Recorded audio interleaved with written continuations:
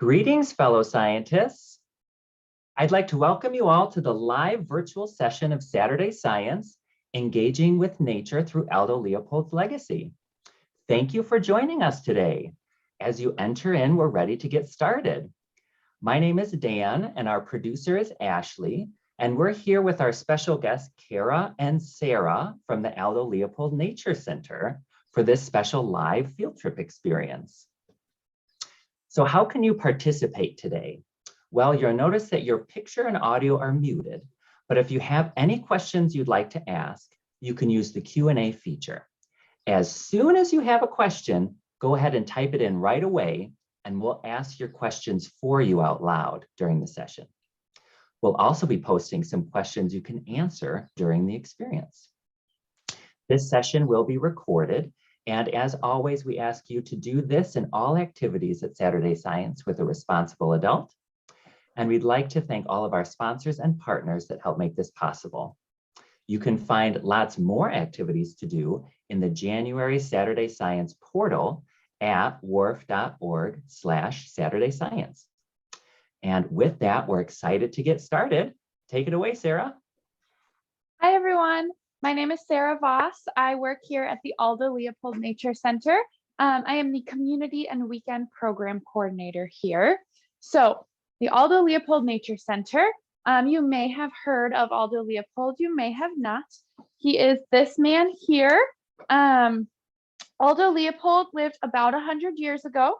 He was all kinds of things. He was a father, a teacher, a professor, a forester, and author. He was all sorts of things, but most of all, he loved to go outside and be outside. I'm sure a lot of you love to go outside. Here we are standing in the Children's Shack, which is a 3/4 sized replica of his original shack that he lived in on his property along the Wisconsin River. So that is just outside of Baraboo, if you're familiar with where Baraboo is. He bought a section of land there that had a dilapidated old chicken coop. And he decided to restore the land. And while he was restoring the land, they were going to live in the chicken coop. So he renovated the chicken coop to make it a livable experience for him and his family. So his family would spend summers here in the shack. There are some bunk beds over here that they would sleep in. And then there's a nice, you can see all the windows. Of course, a lot of them don't have glass, so they're just open, kind of like a door. And then we have some things in here that they might have had with them at the time, some lanterns, fishing poles, and bow and arrow, some saws, little storage area. We have some books and other little trinkets, some plates and cups, everything you would need to live a really comfortable life. Now, obviously this is very small, but Aldo and his family really thrived here, and they really enjoyed their time here at the shack. While living in the shack, like I mentioned, they restored the land that the shack was on. So it had been farmland, and they decided to restore it to its native ecosystem. They planted a lot of trees, was a really big thing that they did, as well as some prairie restoration and other things like that. They did a lot of forest restoration, and he's very famous for his Leopold pines that he planted there. So Aldo Leopold, like I said, he loved to spend time outside, as I'm sure many of you do. And one thing he did while he spent time outside is he liked to make observations in nature.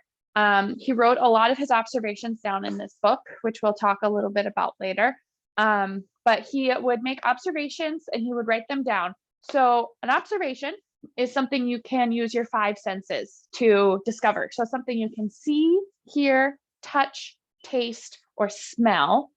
For example, we have a nice cozy fire in the fireplace.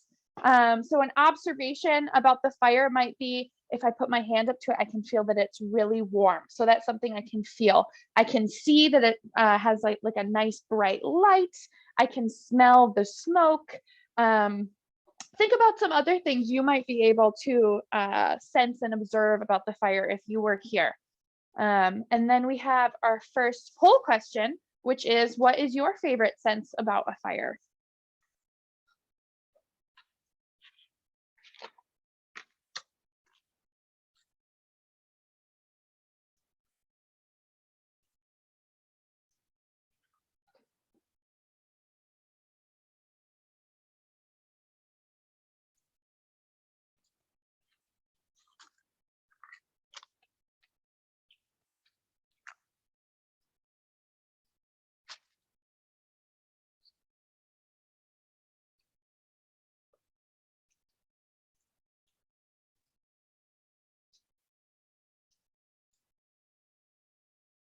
This is wonderful. We're getting lots of responses. So if anyone else wants to finish answering, what is your favorite part of a campfire? We'll share the results in a moment.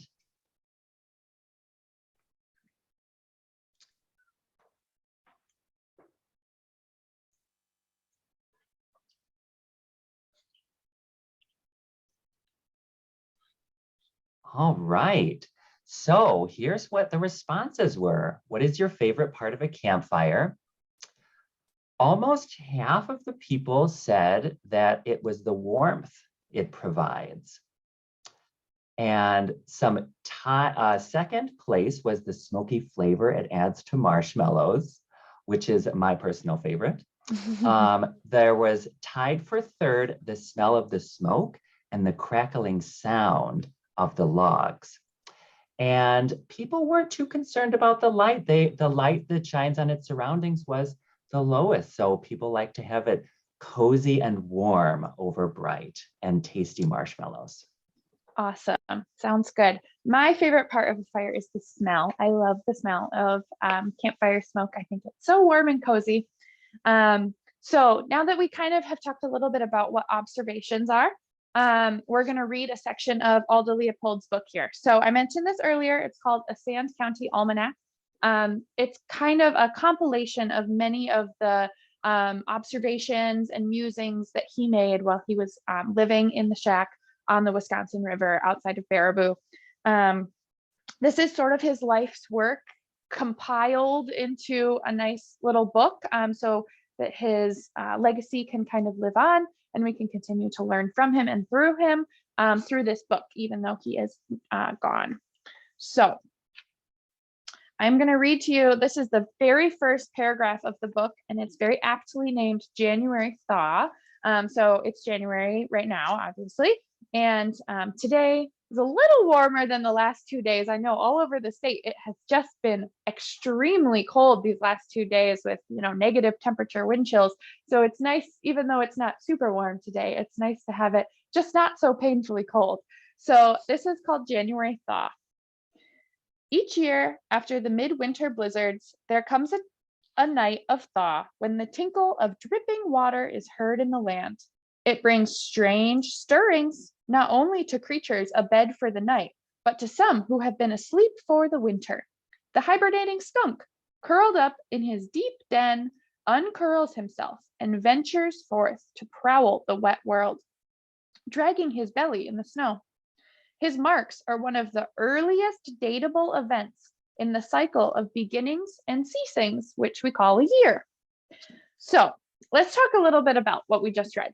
So the cycle of beginnings and ceasings, which we call a year, I think is a really excellent way to define the word phenology. We're going to talk a lot about phenology today. Basically, phenology is the things that happen outside in nature, whether it be birds or plant or animal, plants blooming, birds chirping, animals, mammals coming out of hibernation, all sorts of things that happen out in nature that are a sign of the seasons. So as the seasons change, there's different things happening. Right now, with the snow on the ground, there's no daffodils blooming, right? So maybe when the first daffodil blooms, that would be a beginning when he talks about beginnings and ceasings. For example, when the birds who have flown south for the winter, when they return in the spring, That's an example of a phenological event that would be a beginning. And then when they fly back south in the late summer and fall, that's an example of a ceasing or an ending event that is also a phenological event. So phenology can be all sorts of things that happen outside in nature that show us the sign of the seasons. So a really big one that we like to keep track of here is like when our pond freezes over all the way. So it doesn't just have to be plants and animals. It's also ice and snow and the first snow of the season. That's a phenological event. So all sorts of things. We have our second poll question about the signs of spring. So spring is a really excellent time to look for phenology outside because there's a lot going on in nature. Snow is melting, things are blooming, birds are returning, everything's kind of waking up. So spring is a really awesome time to look for phenology. And the poll question kind of talks about what your favorite sign of spring is. So we'll pull that up now. Okay, hi everyone, Ashley here. So this second poll question is, what is your favorite sign of spring?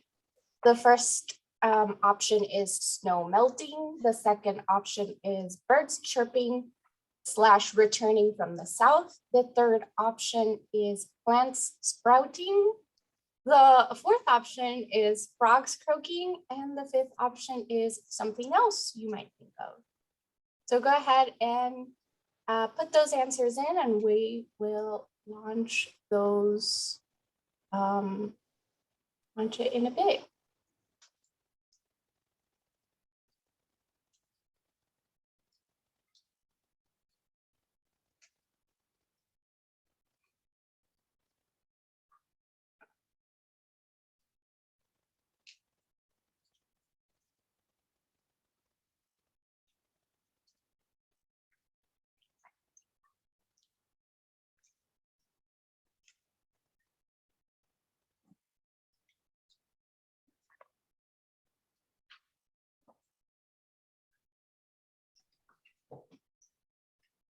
All right, wonderful. We have our results.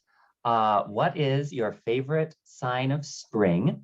And our most favorite sign of spring is plants sprouting, followed by birds chirping and returning from the south. And then tied is snow melting and all the many other things of signs of spring. There are a lot. I do have to say plant sprouting is also my favorite sign of spring. So I'm happy to see that that made the top. So yeah, there are all sorts of different things we can look for out in nature. And when we're outside exploring the land, I really like to keep Aldo Leopolds Land ethic in mind. It's another thing he wrote about in the Sand County Almanac. So basically summed up the land ethic. At the time, Aldo was alive and sort of restoring his land. And he was also a professor at the University of Madison. And at that time, the mindset of society was kind of people over nature. People are in control. We can kind of manipulate nature to do what we want. And we are ultimately in charge. And he wrote a lot about how humans and nature, whether it be animals, plants, weather, whatever, have to work together because everything that happens in nature has an effect on us and everything we do in nature has an effect on it. A really great example is these last 2 days that were super cold. We had to bundle up when we went outside. We had to make sure we were nice and warm, had our mittens, had our hats, were nice and toasty because it was really cold outside. And that's not something that we can control, that we have to work within it. So Aldo Leopold kind of popularized that idea at the time, which was an idea that had been around for many generations before him, specifically when the indigenous people who were here before us were working the land. They tried to work in harmony with the land instead of trying to control the land and make it do what they want. They tried to work in harmony with it so that everyone could benefit, both them, they could get the food and everything that they needed, and the land would continue to prosper. And if the land is prospering, then they would be prospering and everyone would be prospering. So it wasn't an original idea, but Aldo Leopold definitely repopularized it because it was not really the mindset of society at the time. So we're gonna head outside pretty soon here. I want to show you where we are, where the shack was, where he wrote this, and we kind of look at the rest of Wisconsin in comparison. All right. So right now, I am right here.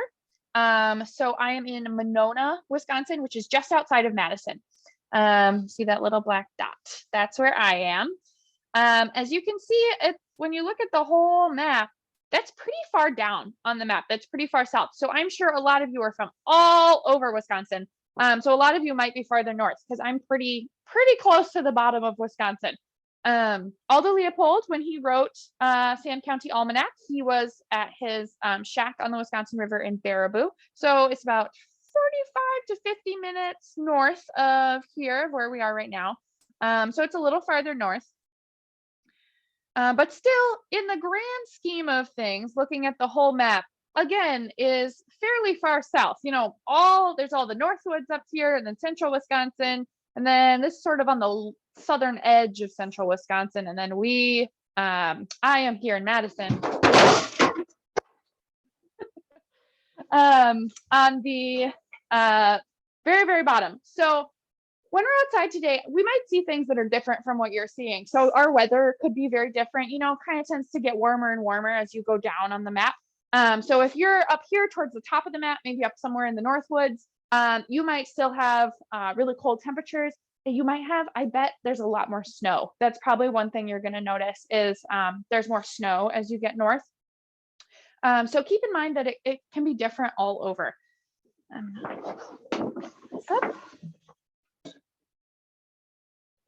All right.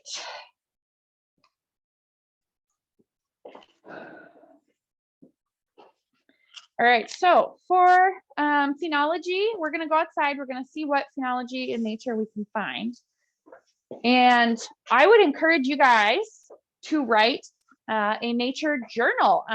Next time you go outside, maybe you can write one of these. This is just an example of one. Anything that is a couple pieces of paper stapled together, you could call a nature journal. So this one, nature journal, and then on the inside, glove off. There's just some blank pages. There's some pictures in this one, but you can just use regular notebook paper. Some really great things are you can write the date and the location, so where you are, because like I said, where you are might change what you're seeing. I also like to write the time of day it is, because you're going to see different things in the very early morning than you're going to see at like dusk, you know, right before it gets dark. And then some other things that I like to write down when I'm nature journaling are what the weather outside is, if it's cold, if it's warm. You could even write the exact temperature. You could write if it's snowing or raining, if it's cloudy or sunny, all of those things, because those will affect everything else that you see outside.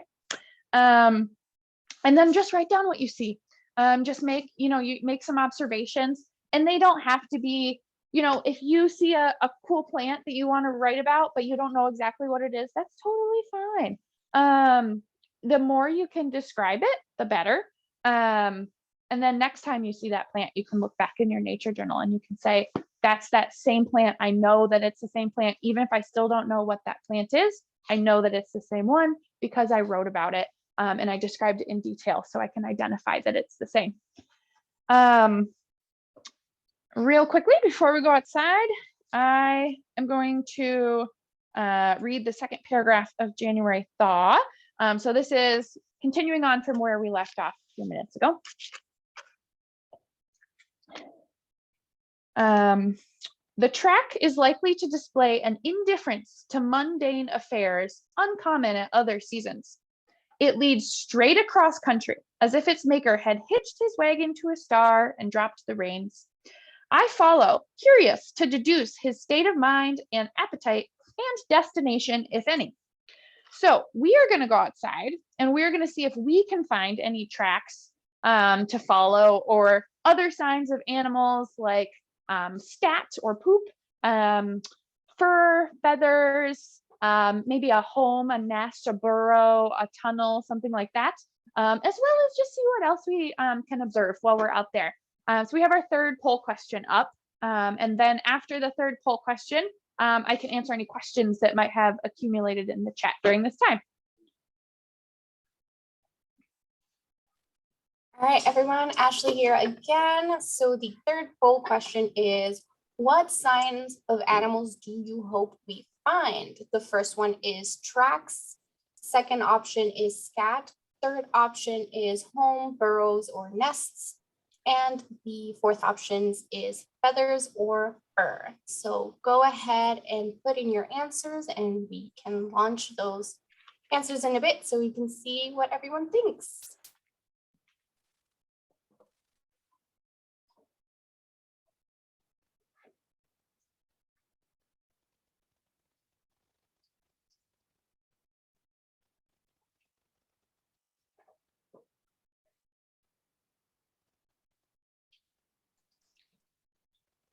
And as we're all answering the poll question, I'll just remind everyone, if you're inspired to ask a question now or when we head outside, you can use the Q&A and we'll ask those questions on your behalf.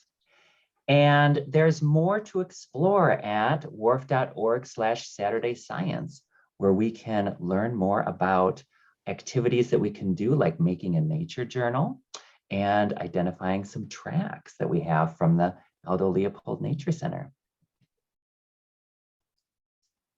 And we have our results. So what signs of animals do we hope to find? The most thing people are interested in is tracks. So we want to find tracks. Second up is homes, burrows, or nests, followed by feathers or fur, and not many interested in scat. So we'll see if we can surprise some people when we go outside. Yeah. All right. Sounds good.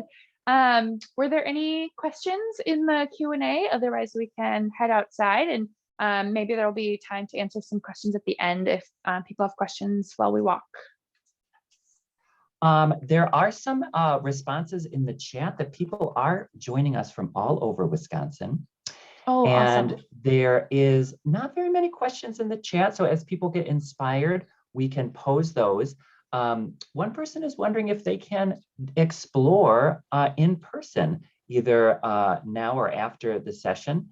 And I think, yes, we're very much encouraged to go out where you're at and explore the nature around you.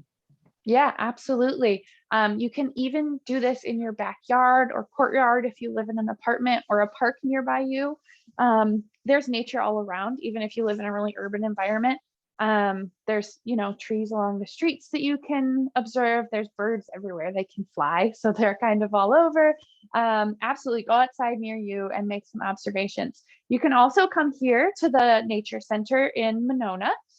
So the grounds, our hiking trails are open from dawn to dusk every single day. The building right now is currently closed to the public, but please come on out for a hike. We'd love to have you. There's more information about that on our website too. All right, and then let's, one more question about where the Aldo Leopold Nature Center is located. Can you remind us? We are in Monona, Wisconsin. So our address is 330 Femrite Drive if you're interested, but you can look that up on our website as well. Wonderful. And there is one question about how many children did the Leopolds have? Oh, he had 5. And you can also, our website address is aldoleopoldnaturecenter.org if you are interested in finding out more. Wonderful. So that's all the questions that we have for now, and we'll keep those question and answers open throughout the session, but I think we are ready to explore. Sounds good. I'm excited to know that there's people from all over the state. So one thing to keep an eye out for is as I walk around, see what is similar to where you are, and you can see what some differences are. So I'm guessing that some of you have a lot more snow.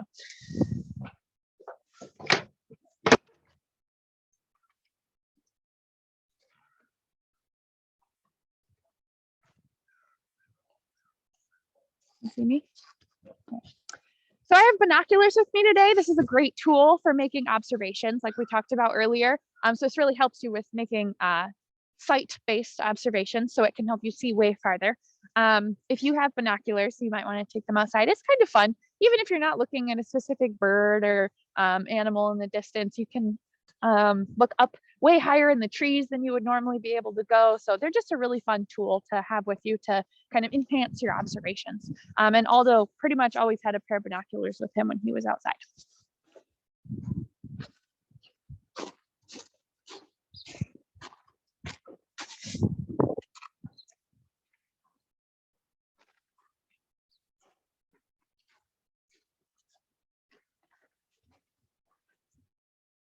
Tracks we have are human tracks. There's a lot of footprints.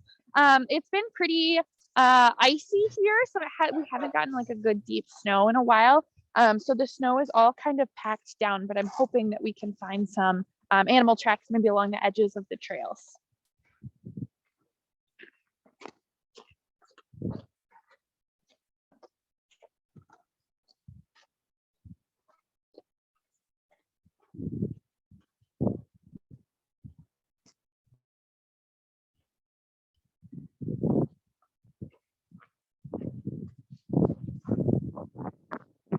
So we have some bird feeders here. Bird feeders are a really great way to make it easier to observe nature because the nature comes right close to where you want to see it. So we have them outside this big window. So it makes it really easy to observe the birds that come and visit from inside. And then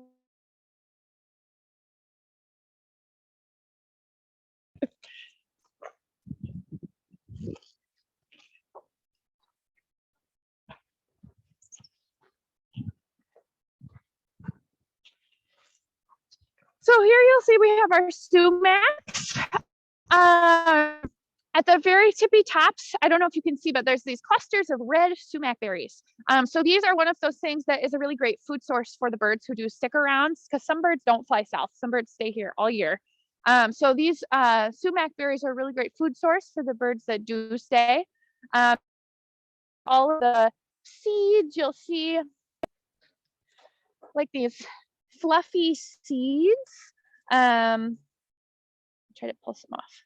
Kind of see them better. So there's seeds all over these plants, and this is another great food source for the birds that stay for the winter, because most everything is covered in snow, so it's hard to find really ample sources of like berries and things like that. But there are seeds all over that the birds eat. It's really fun. Sometimes you'll see a bird perch at the very tippy top of one of these tall, bendy prairie plants and just kind of sway in the breeze, which is really fun to see.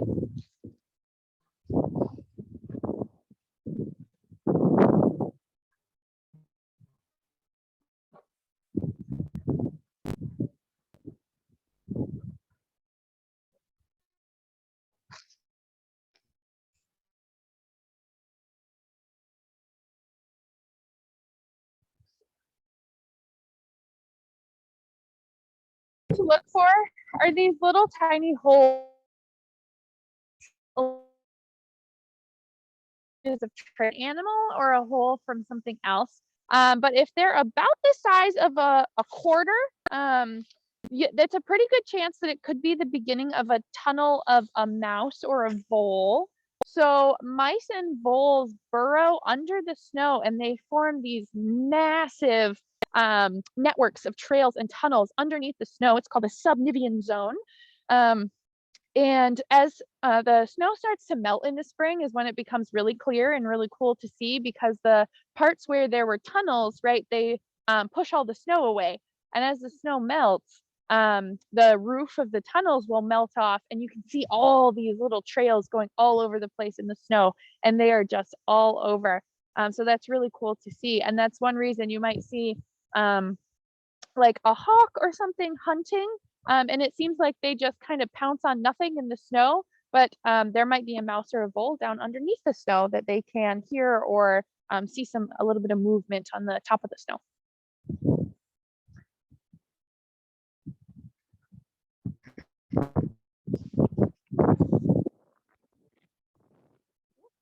Slippery out here.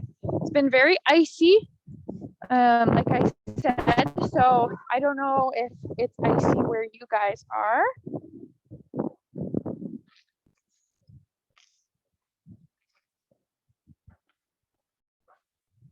So we are walking through the prairie right now. We have a couple different ecosystems here at the Nature Center. but our largest one is the prairie. It's this nice big open expanse. And it has all these plants. In the when the prairies in full bloom, anywhere from like 2 to 4, 5 feet tall. Across it.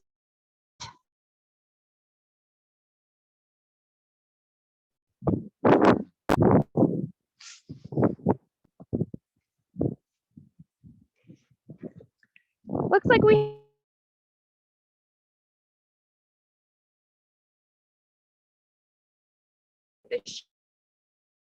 a paw print. It is hard to identify, but this is another one of those times where you could use your observational skills to just describe what you saw, and you don't have to have an exact identification. But this does look like 1, 2, 3, 4 toes with sort of the back of the foot here. So this could have been somebody who had a dog, or dog was here, or it could have been like a coyote. Human. It's kind of hard to tell when it's the see an old of a track, the fresh track.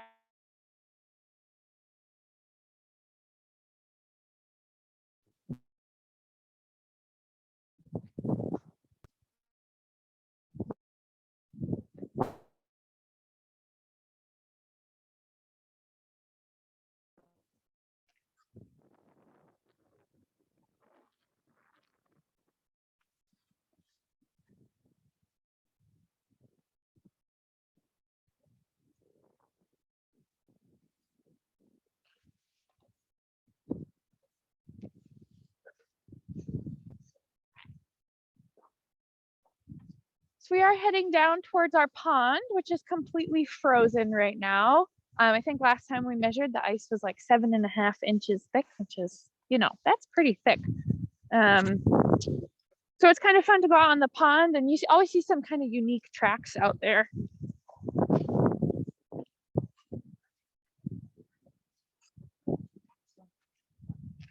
My phone.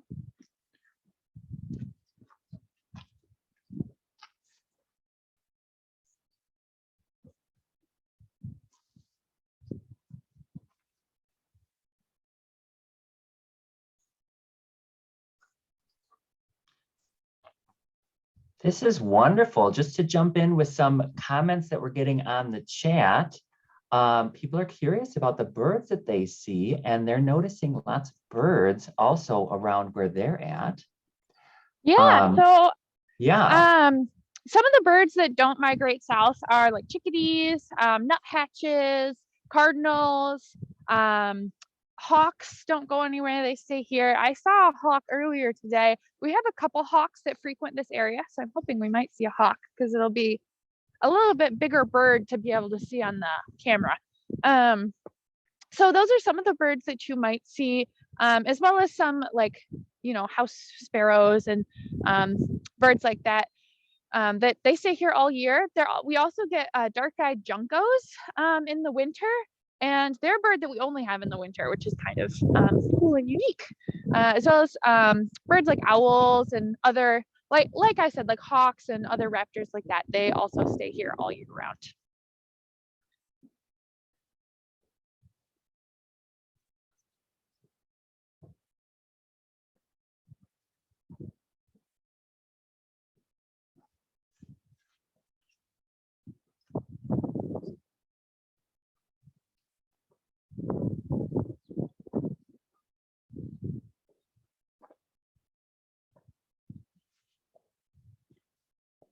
Oh, here's some tracks.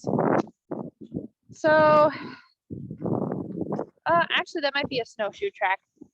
I think it is. Oh, here's some scat though. That's a good one. All right, so we have here some scat. This is rabbit scat or bunny scat. So really unique thing about rabbit scat is that they actually eat their scat the first time they poop it out, and then the second time then they leave it and it stays there. So this has gone through the rabbit's body 2 times, which is kind of crazy. They're one of very few animals that do that. And you won't really ever see the first time because they sort of, as they're walking, kind of turn around and eat it, and it helps them fully digest their food. It's part of the way that their stomach works. So you'll see these kind of all over. They're sort of similar to deer scat, but deer scat is a little darker, a little bit more oblong and ovular, whereas bunny scat is really very, very round. And you can see it's very fibrous.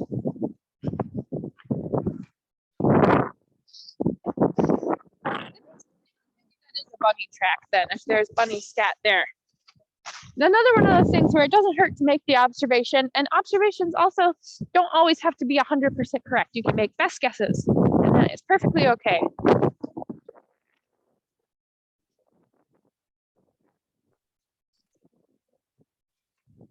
We have some people in the comments that have said that they have seen bunny tracks and deer tracks near where they are at, and also that they didn't know that bunnies ate their first poop.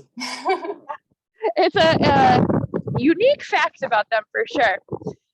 So we have some more tracks here. Again, they're really old, so they kind of froze over and then filled with snow. But just kind of the way that they're clustered like that, I think that that's probably a bunny. You know, you can't really see the toe markings or anything like that, but I would say those are a couple bunny feet there. And there's bunny scat, more bunny scat right ahead. So that's another good sign that would be bunny tracks.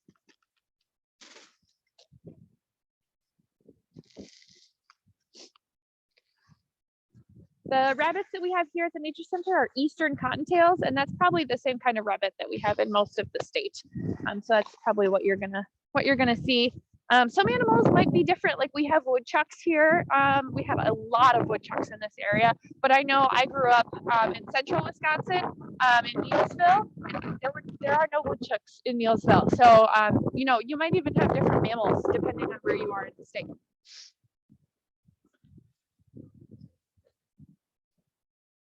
Actually, we're gonna go this way.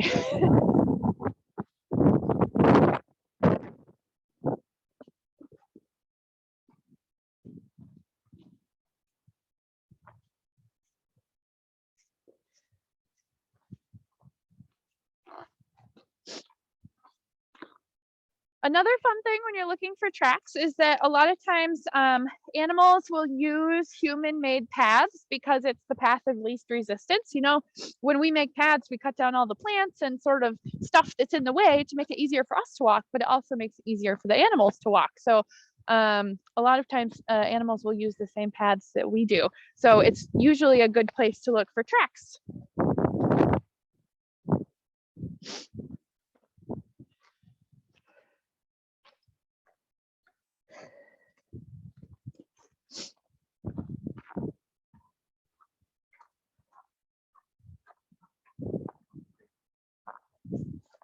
All right, so right now we are standing on the pond. So our pond is man-made, but it is not too big, but it freezes over every winter and it freezes nice and thick because it's not very big. So we have, like I said, about 7.5 inches of ice last time we measured a couple days ago. And there's an island in the center of our pond. So it's really cool easily, whereas in the summer you have a bridge that you have to take, and that's kind of your only option, and you can't really access all parts of the island. So it's really neat in winter to be able to access the whole thing. There's some tracks here again, just because of the weather. They're kind of old and icy, but I would say that's either a squirrel or a rabbit, just based on the size of the imprints. Usually raccoon tracks, their fingers are really, really spread out. So even if they're old and icy, you can kind of see little individual digits. Oh, here's a really cool pair of tracks. So this is going into, and these actually look a little fresher too. There's 2 and 2 and 2 and 2 here, and they kind of go up into the cattails here. So again, because they're kind of icy and filled with snow, hard to identify exactly what it is, but it could have been a rabbit running really fast because they're 2x2 tracks. But it also could have been another little critter. We have muskrat and things like that here too. So this is the island of the pond. So there's all these cattails, another great source of food in the winter. All this fluff on the cattail, those are all seeds.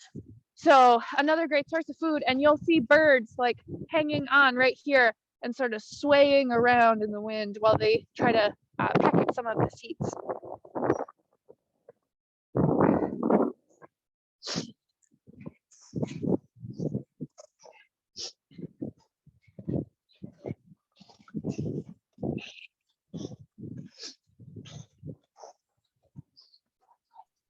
And as we're walking on the pond, there is a question that someone asked about how you measure the thickness of the pond.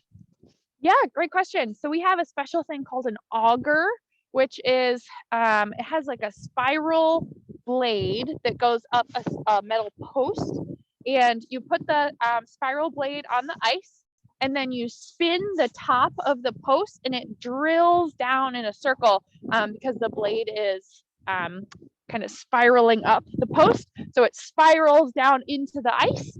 And then once we feel that there's no more resistance and we've reached the water, we pull it out, and then we measure the inside of the inside edge of the hole to see how deep it is.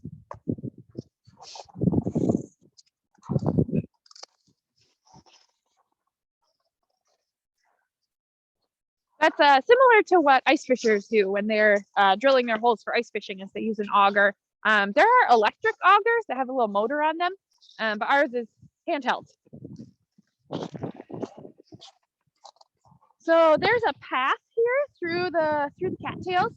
This could be made by critters who wanted to get to and from the pond or other parts of the nature center onto the island. And like I said, how they used human paths or the path of least resistance, oftentimes they also, a lot of different animals will share the same path, even if it was made by an animal. For example, deer tend to trample down paths, and then a lot of other animals will use those paths because all of the brush and everything has been cleared and trampled down for them by the deer.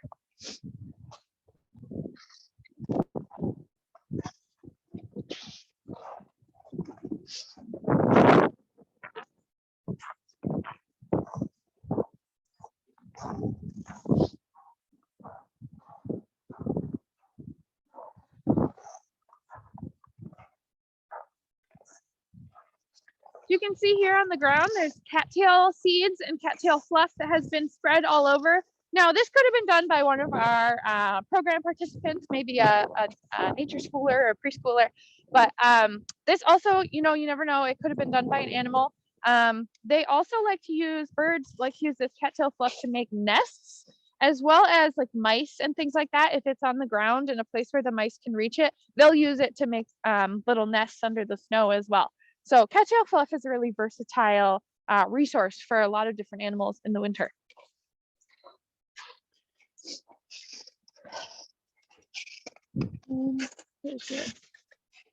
So it looks like there's some sort of little nest down here. I'm gonna push this aside. Right in here, there's some scat in there. It's really, really small scat, but it makes me think maybe a mouse or a vole. Maybe a shrew, but probably not a shrew. Actually, I wonder if this is a muskrat den. I'm not 100% sure what muskrat scat looks like, but you can see that they chewed down these two cattails here, and then there's like scat on the ground here, and then there's all these little chewed cattail fluffs in a kind of a circular nest here, but then it kind of is also this deeper little cave within the cattails. Very cool. I don't see any tracks leading to and from it, and that could be because it's old and abandoned, or it could be because they've made it since it kind of froze over and got all icy, and so the snow is now too icy to make fresh tracks. Or it's a really, really lightweight animal like a mouse who doesn't really leave as many tracks on the snow, or they travel underneath the snow. All right, I think we're reaching the end. Are there, let's see what time it is. Yeah, are there any questions, any final questions or comments that anyone would like to share? Thank you so much for Yeah. this wonderful exploration. There is one question that I think it would be fun to answer as our last question, and that involves you. So how did you learn about all of the different things in nature that we're seeing and how to identify the footprints, and how did you get inspired by studying nature? Yeah, so my dad growing up was a forester. So we went hiking a lot and he showed me a lot of this. But I also, when I was in college, decided to major in biology. And so I took a lot of plant animal classes as part of my biology degree. I took ornithology, which is the study of birds. I took plant science, which talks about like how plants grow. I took animal physiology, which is the way the animal bodies work. So, as well as many others, and some other natural resources classes. And I really enjoyed those classes. So that taught me a lot of the sort of details of everything. But I got the enjoyment definitely from my dad and family growing up, hiking outside. That's absolutely wonderful. Well, we would like to thank everyone so much for joining us at this Saturday Science and engaging with nature through Aldo Leopold's legacy with Kara and Sarah from the Aldo Leopold Nature Center today. A recording of this live experience may be available. Remember that Saturday Science continues with lots more activities that will be up today and beyond if you check out wharf.org/Saturday Science for more fun science with the Aldo Leopold Nature Center. And we're getting lots of thanks in the chat. Thank you so much, Sarah and the Aldo Leopold Nature Center, for taking us exploring today. Thank you. Bye, everybody.